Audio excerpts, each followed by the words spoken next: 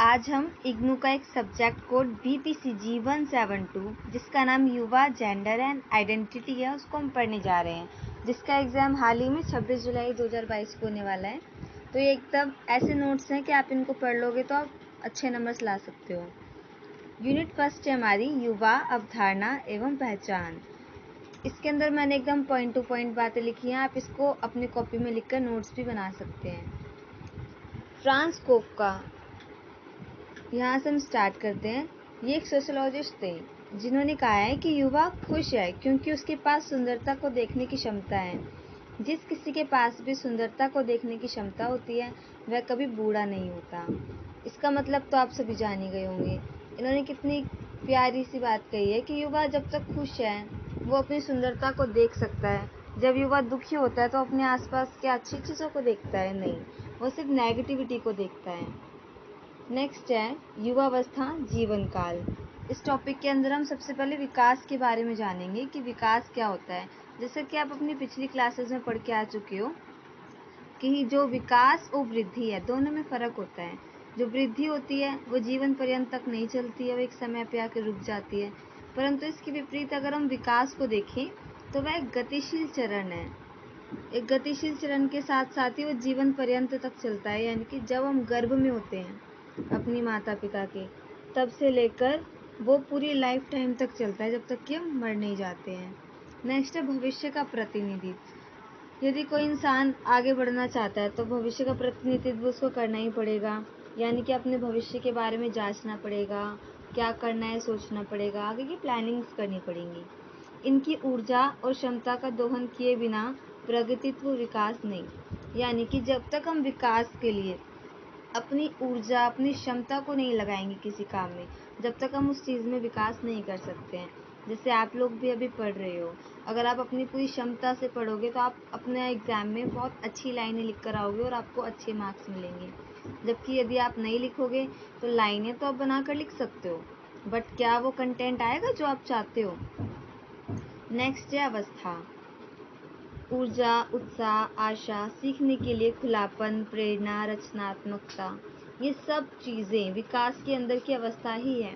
जो छोटे बच्चे होते हैं उनके अंदर इतनी ऊर्जा नहीं होती है किसी काम को करने की जितनी कि एक युवा के अंदर होती है।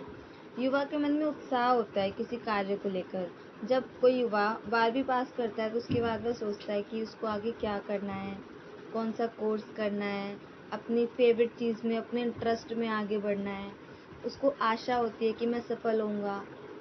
सीखने के लिए खुलापन होता है, मतलब कोई बंदिशें से नहीं लगाते। आजकल के जो युवा हैं वो वैसे भी अपने अंदर की कोई भी चीज़ है वो उसको एकदम खुले से व्यवहार से अपने पेरेंट्स के सामने रख पाते हैं। कई बच्चे ऐसे होते हैं जो नहीं भी रख पाते, बट हाँ दे विल ट्राई। प्रेरणा होती है बच्चों के अंदर, वो जिन टीचर से पढ़ते हैं वो भी उनको मोटिवेट करते हैं। बच्चे खुद में भी मोटिवेट होते हैं क्योंकि बच्चे इस टाइम अपना अस्तित्व को ढूंढ रहे होते हैं। रचनात्मकता होती है बच्चे के अंदर, क्रिएटिविटी होती है। नेक्स्ट है महत्वपूर्ण मानव संसाधन। युवा खुद में ही एक मानव संसाधन है। जो युवा है वो अपने आप में मानव संसाधन कैसे है, क्योंकि जो हमारा मानव है वो क्या कर सकता है, वो हमारे जीवन को आगे बढ़ाने के लिए जो भी रोल्स चाहिए होते हैं, एक अच्छा बेटे से लेकर एक अच्छे इंसान तक की जो भी हमारी सीढ़ी होती है, उन सभी को मानव संसाधन द्वारा ही पूरा किया जा सकता है। और जो मानव है वही हमारी जनसंख्या के लिए और हमारे पालन पोषण के लिए एक काम करता है, पैसे कमाता है, अर्थव्यवस्था को बढ़ाता है, बहुत सारे काम करता है। नेक्स्ट टॉपिक है विश्व जनसंख्या पूर्वानुमान। इसके अंदर यानी जनसंख्या के बारे में हम क्या कह सकते हैं। तो जो संयुक्त राष्ट्र जनसंख्या प्रभाग है 2015 में, उसने क्या कहा है कि जो हमारी इंडिया है उसमें 242 मिलियन यानी कि 242 मिलियन जो लोग हैं वो 10 से 24 ईयर्स यानी कि जो युवा हैं वो भारत में सबसे ज़्यादा हैं। और जैसे कि आप लोग भी जानते हो, अगर किसी देश में बूढ़े या बच्चे ज़्यादा होंगे तो वहाँ की अर्थव्यवस्था अच्छी नहीं होगी, जबकि युवा ज़्यादा होंगे तो अर्थव्यवस्था अच्छी होगी क्योंकि वही तो कमाते हैं। नेक्स्ट है युवा की अवधारणा। आप देखोगे तो अलग अलग जगह पे आपको अलग अलग अवधारणाएं मिलेंगी। अंग्रेजी शब्द योंग, इसका मतलब होता है युवा, युवक, तत्कालिक, ताज़ा। युवक है वो एक तरीके से अपना ताज़ा ताज़ा दिमाग एकदम क्रिएटिविटी से भरा होता है। संस्कृत शब्द युवान, संस्कृत शब्द युवान से मतलब होता है युवा या युवक, और ऑक्सफोर्ड के डिक्शनरी के हिसाब से इसका मतलब है कम आयु का होना, यानी कि किशोरावस्था।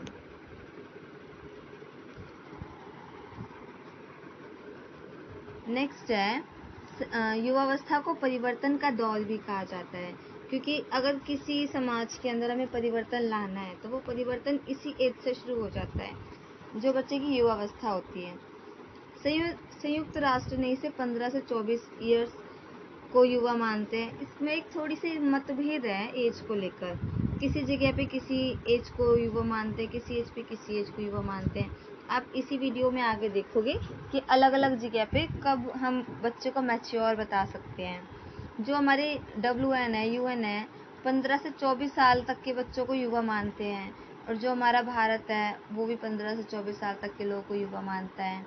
जो WHO है, वर्ल्ड हेल्थ ऑर्गेनाइजेशन, वो 10 से 19 साल तक के बच्चों को एडोलसेंस और 15 से 24 साल तक के लोगों को युवा, यानी कि इन दोनों को ही युवा की कैटेगरी में रखते हैं, लेकिन वहाँ 10 से 24 साल एज हो गई है। तो इसमें आपको कंफ्यूजिंग की जरूरत नहीं है। आप एग्जाम में मेनली ये भी लिख सकते हो कि भारत के अंदर जो राष्ट्रीय युवा नीति है वो 15 से 29 साल तक के लोगों को युवा मानती है। अब युवा का यहाँ पे मतलब क्या हो जाता है, एक तरीके से जो औपचारिक शिक्षा पूरी करके नौकरी लायक बन जाता है, क्योंकि इसके बाद 17-18 तक एज में तो बच्चे अपनी 12th क्लियर कर ही लेते हैं। नेक्स्ट, अब युवा और वयस्क में अंतर क्या है। अब युवा और वयस्क में अंतर मैंने एकदम शॉर्ट पॉइंट्स में लिखा हुआ है, पॉइंट टू पॉइंट। आप एग्जाम में जब इसको लिखोगे तो एलैबोरेट करके लिखोगे। किशोरावस्था के चरण, किशोरावस्था के चरण का यहाँ पे ये मतलब है कि जो युवा है वो अभी पूरी तरीके से मेच्योर नहीं हुआ है। वो 15 साल का भी हो सकता है, 16 का भी हो सकता है, 20 का भी हो सकता है। अभी उसके अंदर मेच्योरिटी नहीं है, यानी कि अभी उसको आगे बढ़ना है, अभी वो एकदम अपनी मंजिल तक नहीं पहुंचा है। जबकि जो वयस्क है वो बड़ा होता है, सोच समझ के अपने फैसलों को लेता है, परिपक्व यानी कि मैच्योर होता है। जबकि जो युवा होता है वो कुछ बनने की खोज कर रहा होता है कि वट ही विल डू, वो करे क्या आगे, उसको बनना क्या है, वो अपना अस्तित्व ढूंढ रहा है। जबकि जो वयस्क होता है वो अपनी मंजिल तक पहुंच चुका होता है। अगर वो लॉयर बना है तो बन चुका होगा, टीचर है या एनीथिंग एल्स, वो कोई प्राइवेट जॉब भी कर सकता है, बट वो अपनी मंजिल तक पहुंच गया है कि हाँ अब उसको इससे आगे नहीं करना। शक्तिहीन और कमजोर माना जाता है, होता नहीं है, यहाँ पे माना जाता है जो युवा होता है। जबकि जो वयस्क होता है वो शक्तिशाली व मजबूत होता है। इनके हमारे समाज में ये कहा जाता है कि जो युवा है वो शक्तिहीन है, एक तरीके से कमजोर है, अपने फैसले खुद नहीं ले सकता है। जबकि जो वयस्क है वो शक्तिशाली है, मजबूत है, अपने फैसले खुद ले सकता है, दूसरों को भी गाइड कर सकता है। जो युवा है वो जीवन संबंधी निर्णय में भागीदारी नहीं लेता, यानी कि अब आप लोग भी ये चीज़ महसूस करते होगे जब आप 18-19 के एज में हो गए, अगर आप कुछ अच्छा करते हो घर में, लेकिन आप उसके लिए अपने फैसले सुनाते हो तो पेरेंट्स पहले कहते हैं कि हमसे पूछना ज़रूरी नहीं समझा, या फिर आप उनसे पूछते हो देन आप उसके बाद कोई डिसीज़न लेते हो। आप कोई डिसीज़न डायरेक्टली नहीं ले सकते हो, किसी किसी के घर में छूट होती है कि हाँ बच्चा मैच्योर है ले सकता है, वरना किसी क्या नहीं होता है। जबकि जो वयस्क होता है वो स्वतंत्र निर्णय लेने की क्षमता रखता है, वो अपने निर्णय लेने से पहले ज़रूरी नहीं है कि बताए। जो युवा होता है वो कम जिम्मेदार और जोखिमपूर्ण माना जाता है। अब यहाँ जोखिमपूर्ण से मतलब क्या है, जो युवा होता है वो किसी भी फील्ड में आगे बढ़ने के लिए थोड़ा बहुत सेक्रीफाइस कर सकता है, थोड़ा बहुत जोखिम उठा सकता है, लेकिन उसको कम जिम्मेदार समझा जाता है। जबकि जो वयस्क होता है उसको ज़्यादा जिम्मेदार समझा जाता है, जो कि नपी तुली बातें करता है, एक तरीके से लेवल पे बातें करते हैं। जो युवा होता है वो व्यवहार में उसकी जो छवि होती है विद्रोही होती है, वो अपने हक के लिए ज़्यादा लड़ने लग जाता है, अपने जो व्यवहार है, अपना खुलापन है वो सबके सामने लाने लग जाता है। जबकि जो हमारा वयस्क होता है वो विनीत होता है, थोड़ा कम लचीला होता है और ज़्यादा निर्धारित होता है, मतलब एक तरीके से उसका माइंड सेट हो चुका होता है। जबकि जो युवा है वो उस टाइम अपने माइंड पे वर्क कर रहा होता है। जो युवा है वो निर्भर व अल्पज्ञानी समझा जाता है। इन लाइनों को आप ये मत समझना कि ये हैं, इनको समझा जाता है, जैसे कि आपकी बुक में भी ये लिखा हुआ है। और वयस्क में ये कहा जाता है ये स्वतंत्र हैं और अधिक जानकारी है, इनके पास ज़्यादा एक्सपीरियंस है। तो कुल मिलाकर इन लोगों को, जो युवा होते हैं, इनको भी ऐसे बोल सकते हैं कि हाँ ये भी अपने वक्त पे काम कर रहे हैं, जबकि जो वयस्क हैं वो अपना काम कर चुके हैं। अब नेक्स्ट टॉपिक आता है हमारा, युवा को पहलुओं के रूप में देखा जाता है। अब किस तरीके से देखा जाता है? जो युवा है वो जनसांख्यिकी लाभांश के रूप में, ये वर्ड आप इकोनॉमिक्स में पढ़ के आए होंगे कि जो जनसांख्यिकी है, जो हमारी अर्थव्यवस्था है, उसमें लाभ कमाने के लिए एक युवा ही है जो वर्क करता है। युवा परिपोषित और विकास किए जाने की जिम्मेदारी के रूप में, अब जो युवा है वो एक तरीके से विकसित करता है हमारे देश को। हमारे देश को पहले वो अपने घर को विकसित करेगा, समाज विकसित होगा, फिर ऐसे पूरा देश भी विकसित हो जाएगा। तो उसमें एक महत्वपूर्ण जिम्मेदारी निभाता है। नेक्स्ट है, युवा ऐसे परिवर्तन काल के रूप में जब सामाजिक मूल्यों और नैतिकता को रोपित किए जाने की जरूरत होती है। युवा एक ऐसा परिवर्तन काल है, अगर हमें किसी समाज में परिवर्तन लाना है तो वो परिवर्तन कब से आया होगा? जब युवा ने आवाज़ उठाई होगी, क्योंकि वयस्क का तो माइंड सेट हो चुका होता है, उनके विचार निर्धारित हो चुके होते हैं, जबकि इनके विचार में खुलापन होता है। कोई नई चीज़ें देखते हैं तो उनको जानते हैं, आगे बढ़ते हैं।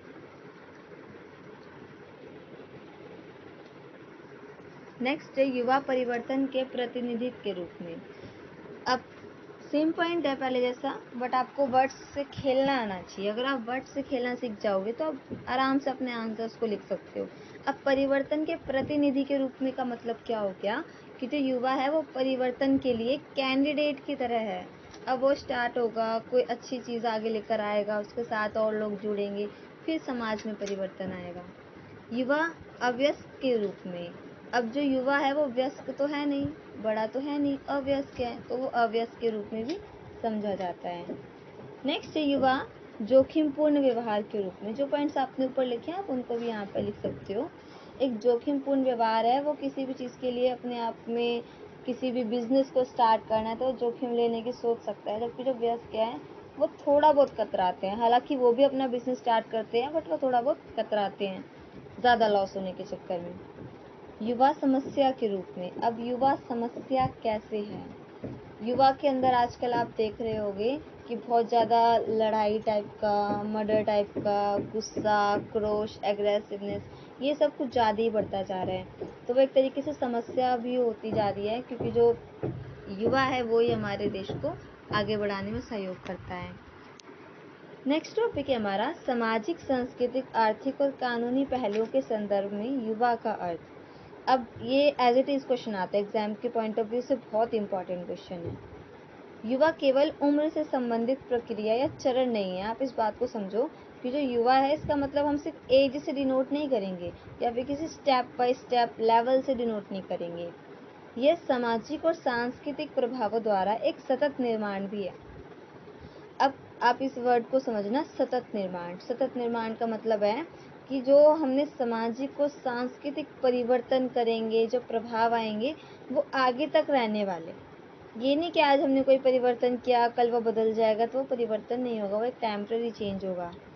युवा को अनुभव प्रभावित करने में योगदान। अब जो युवा है उसको अनुभव मिलता कहाँ से है?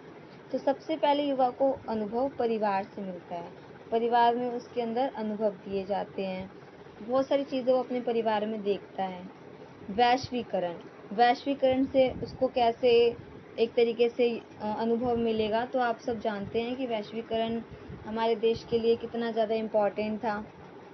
तो जो भी हम बच्चा बाहर निकलेगा जो अपने परिवार से, तो वो समाज में जुड़ेगा, देश में जुड़ेगा, तो एक तरीके से अपने विचारों को आदान प्रदान करेगा। वो सब चीज़ें इसी के अंदर आ जाती हैं। नेक्स्ट टॉपिक है तकनीकी प्रगति। अब जो बच्चा है वो आगे कुछ ना कुछ न्यू तो ज़रूर सीखेगा, ऐसे तो है नहीं कि वो वैसा का वैसे रहेगा।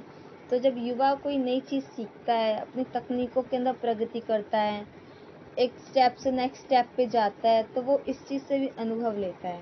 अब पहले बच्चे स्कूल का अनुभव लेते हैं, फिर बच्चे कॉलेज का अनुभव लेते हैं, धीरे धीरे करके बच्चे बाकी अनुभव भी लेते हैं।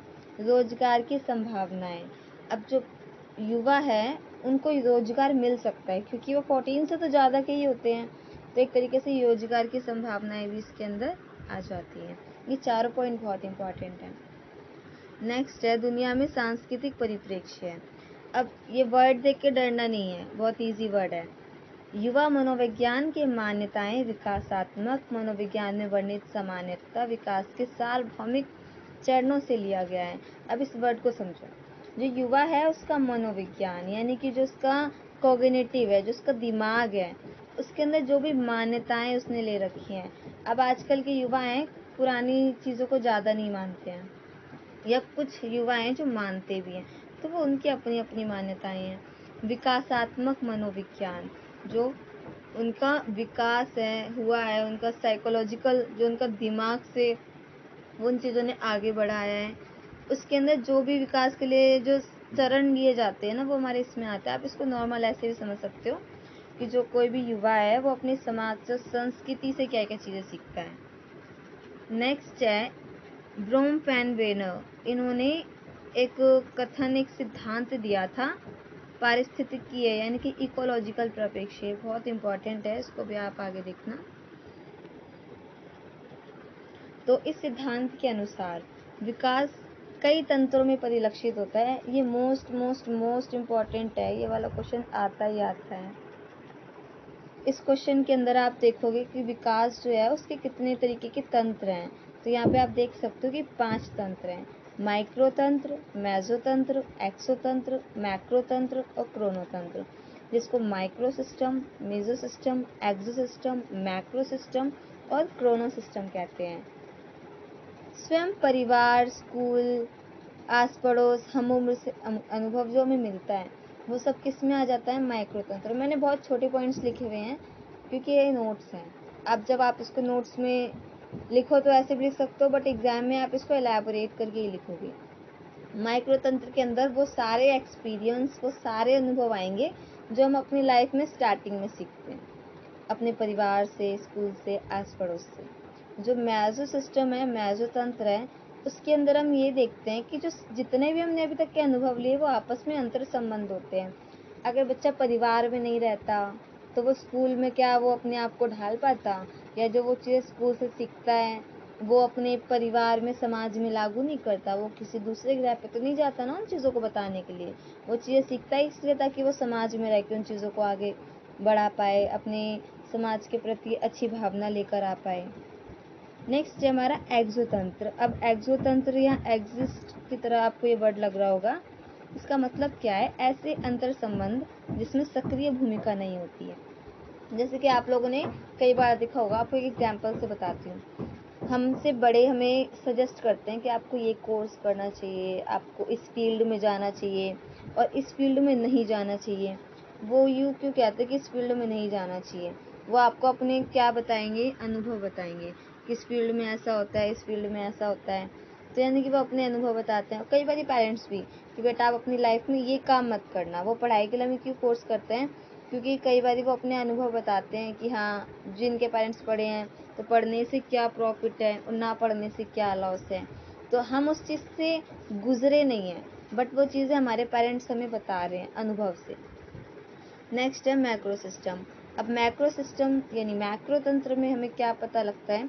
जो व्यापक संस्कृति है, संस्कृति, प्रथाएं, युवा निर्माण और भी बहुत सारी चीज़ें होती हैं जो भी हमें समाज और संस्कृति से जुड़ी हैं। यानी हम छोटे से बड़े लेवल की ओर आ रहे हैं, तो अब बड़े लेवल में हमारी जितनी भी चीज़ें आ जाती है, संस्कृति, प्रथाएं, ये सब इसके अंदर आएंगी। नेक्स्ट है क्रोनोतंत्र। अब क्रोनोतंत्र क्या है? मोस्ट इम्पॉर्टेंट, ये वर्ड आप हिस्ट्री में सुनते हो। समय के साथ परिवेश की घटनाओं का समावेश, यानी कि जो हमारे टाइम के साथ जितनी भी घटनाएं होती हैं वो बीतती चली जाती हैं। आप अपनी लाइफ में खुद देखते हो, अगर आपके पास नई नई चीज़ें आती हैं तो आप पुरानी चीज़ों को बेकार होने के बाद फेंकते रहते हो। तो कुछ इसी तरीके का हमारा टाइम भी होता है। नई नई जब घटनाएं आती हैं तो पुरानी घटनाएं इतिहास बन जाती हैं, जिसकी सिंधु घाटी सभ्यता। अब वो इस टाइम अगर हम पढ़ेंगे तो वो इतिहास का ही रूप है, और हमारा भी कल जो बीत गया वो भी एक तरीके से इतिहास ही है। तो बड़े लेवल पे जो ये होता है, जो एक तरीके से वो ख़त्म ही होता चला जाता है, परिवेश समावेश, वो सब किस में आ जाता है? क्रोनोतंत्र के अंदर। इसको याद करना है, बहुत इंपॉर्टेंट है। नेक्स्ट है आर्थिक परिप्रेक्ष्य। अब आर्थिक से हमारा यहाँ पे युवा का क्या लेना देना है? यह युवाओं को जनसांख्यिकी लाभांश के रूप में देखता है। ये वर्ड तो आपको एकदम से मतलब याद ही हो गया होगा, रट ही गया होगा कि हाँ, युवा एक तरीके से लाभ कमाने के लिए ही है। अब कैसे? भारत के राष्ट्रीय युवा नीति जो है NYP 2014 में उन्होंने ये कहा था कि जो युवाएं हैं, युवाओं के विकास, संवर्धन और सफलता हासिल करने में मदद करता है। अब जो युवा है वो ही हमारे देश को आगे बढ़ाता है, क्योंकि जब तक इंसान अपने 60 साल के बाद आता है वो रिटायर होने लग जाता है, एक तरीके से वो काम नहीं कर पाता है। काफ़ी जने ऐसे होते हैं जो काम करते भी हैं, बट वो इतना लाभ नहीं दे सकते जो कि एक युवा दे सकता है। नेक्स्ट है भारत सरकार कौशल मिशन 2015। इस मिशन के अंदर क्या कहा गया था, ये भी बहुत इम्पोर्टेंट है। कौशल विकास और उद्यमिता मंत्रालय द्वारा प्रधानमंत्री कौशल विकास योजना PMKVY नामक एक मुख्य योजना शुरू की गई थी, जिसका उद्देश्य था कि करोड़ों युवाओं को लाभान्वित करना। यानी कि यहाँ पे युवा के लाभ की बात की गई थी। युवाओं को उद्योग संबंधित कौशल प्रशिक्षण में सक्षम बनाना। अब आप देख सकते हो बीच में 2-4 साल पहले से ये चीज़ स्टार्ट हुई है कि जो स्कूल हैं उसमें 12th के बच्चों को यूँ कहा जाता है कि आप क्या बिजनेस स्टार्ट करोगे, आप उसके लिए फाइल्स बना कर लाओ, आप अपना जो पॉइंट ऑफ व्यू है अपने टीचर से डिस्कस करो, हम आपको पैसे देंगे आपको बिजनेस स्टार्ट करने के लिए। क्योंकि वो एक तरीके से युवा को क्या बनाना चाहती है, वो उनको सक्षम बनाना चाहती है कि हाँ, आप सिर्फ काम करने के लिए ही नहीं बने हो, आप अपना बिजनेस खुद भी चला सकते हो। और ये अच्छी बात है, अगर सबके सब भारतीय युवा दूसरों का ही काम करेंगे तो फिर हम अपना काम कब करेंगे, या फिर कौन है जो भारत में काम देगा? फिर तो सब विदेशी चले जाएंगे। नेक्स्ट है कानूनी परिप्रेक्ष्य है। अब ये चीज़ तो बहुत इजी है, हम अपनी डेली लाइफ में डेली सुनते आते हैं। कानूनी भाषा में जो युवा है उसके लिए किशोर शब्द का इस्तेमाल किया गया है, बहुत इम्पोर्टेंट है ये किशोर शब्द। नेक्स्ट है कानूनी प्रणाली। अब जो कानूनी प्रणाली है, जो हमारे रूल्स एंड रेगुलेशंस हैं, किन के लिए? जो किशोर हैं, जो एडोलसेंस हैं, जो बच्चे अभी कम उम्र के हैं, उनके लिए एक तरीके से व्यवहार भी उनका अलग होता है। ये माना जाता है कानून में कि उनका व्यवहार अलग है। अपराध पर जो उनके अलग मुकदमे चलाए जाते हैं।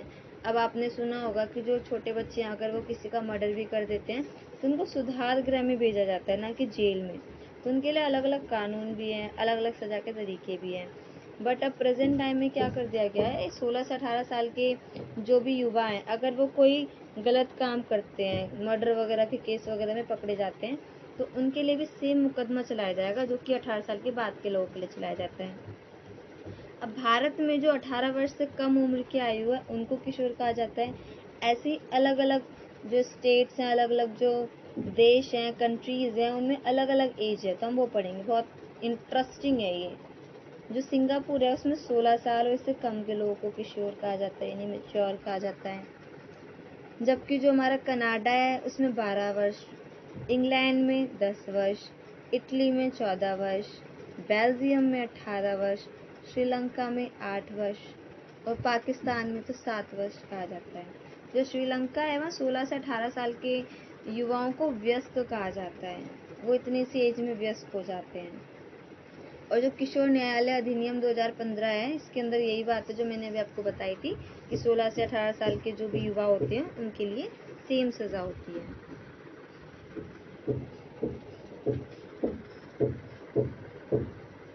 नेक्स्ट है युवा की पहचान। अब जो युवा होता है वो एक तरीके से अपनी पहचान ढूंढ रहा होता है इस एज में।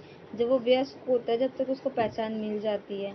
ये वर्ड हम पहले भी पढ़ के आए हैं पीछे कि ये खोज कर रहा होता है।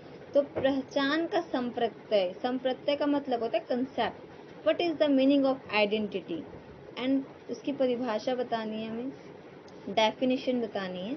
तो पहचान एक प्रकार की आत्म संरचना है जो व्यक्तियों को यह समझ देती है कि वे कौन और वे भविष्य में क्या होने की कल्पना करते हैं।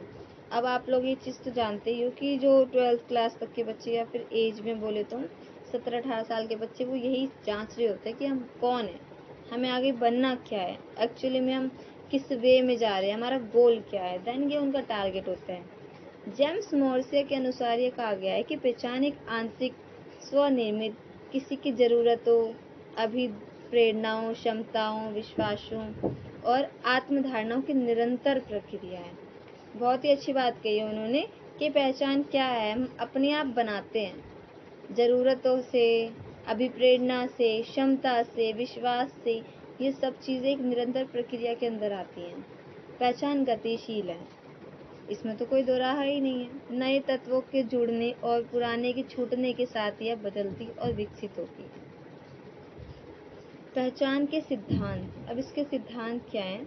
एरिक्सन का मनोसामाजिक विकास का सिद्धांत मोस्ट इम्पॉर्टेंट है ये।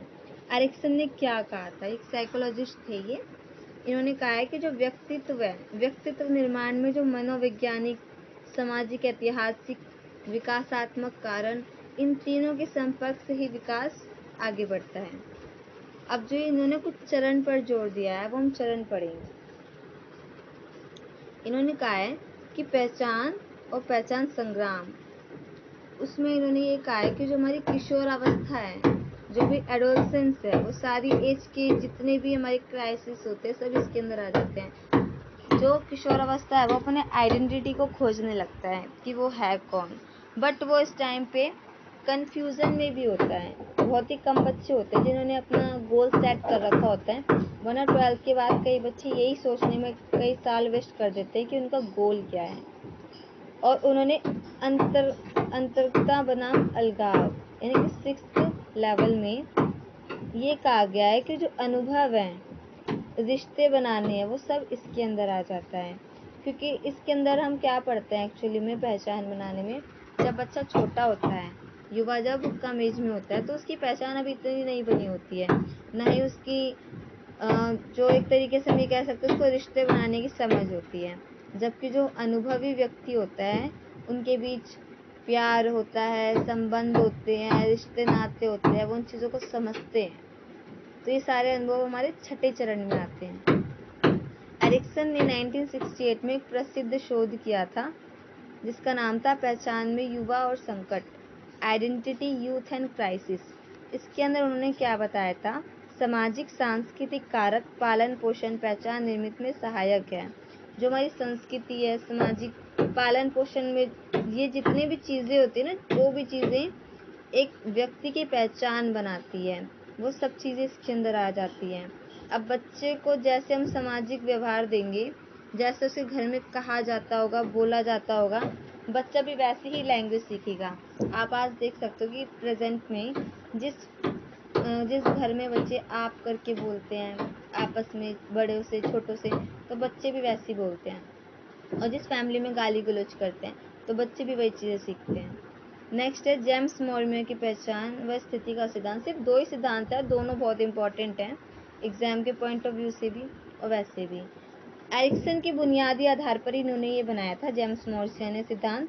इसके अंदर इन्होंने दो मुख्य आयाम दिए थे, एक है संकट के चरणों से गुजरना और दूसरा है मूल्य, विश्वास, धर्म संबंधी मानक व रोजगार से परिभाषित और चयनित होना। यानी कि जब तक जो युवा है वो संकट से नहीं गुजरेगा, तो इनका ये मानना है कि उसको अनुभव अच्छे नहीं मिलेंगे। जितना वो संकट से गुजरेगा वो उतने उसको अनुभव अच्छे मिलेंगे। आपने वो तो सुना ही होगा कि लोहे को जितना तापा जाता है, गर्म किया जाता है, वो उतना ही मजबूत होता है। सेम ऐसे इंसान भी होता है। देन अब हम लास्ट टॉपिक पढ़ने वाले हैं, पहचान के संकेत और पहचान का निर्माण। ये वाला टॉपिक बहुत बहुत बहुत इम्पोर्टेंट है, बट उससे पहले हम एक बार संकेत पढ़ लेते हैं कि आपको ये सब चीज़ तो पहले से ही पता है कि जो पहचान के संकेत हैं, पहचान को किस तरीके से बांटा जाता है। जाति के आधार पे बांटा जाता है, वर्ग के आधार पे, यानी कि class, middle class, lower class, upper class, लिंग के आधार पे बांटा जाता है। अब जो लिंग है और जो सेक्स है वो आपस में अलग है। जो सेक्स है उसका मतलब होता है मेल और फीमेल, वो एक बायोलॉजिकल टर्म है, जबकि जो लिंग है वो समाज द्वारा निर्धारित है।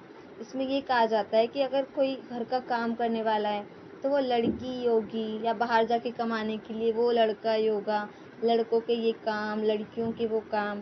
तो काम के आधार पर लिंग बांटा गया है, जबकि ऐसा नहीं होना चाहिए। धर्म के आधार पर भी पहचान को बांटा जाता है, हिंदू हो, मुस्लिम हो, सिख हो। अब जातीयता क्या होती है, एथनिसिटी क्या होती है? अब आपने ये बहुत सुना होगा, खासी एक तरीके की जनजाति है। ये जनजातियाँ होती हैं जो कि एक पर्टिकुलर स्टेट के वहाँ बोली जाती है या एक तरीके से जनजाति है। तो कुछ इम्पोर्टेंट मैंने 4 लिखे हैं यहाँ पे कि मध्य प्रदेश की एक भील जनजाति, खासी की असम व मेघालय में बोले जाने वाली, गोंड जनजाति मध्य प्रदेश और बिहार के अंदर, और लैप्चा जनजाति सिक्किम में है। अब लास्ट और मोस्ट इम्पॉर्टेंट टॉपिक है पहचान के निर्माण।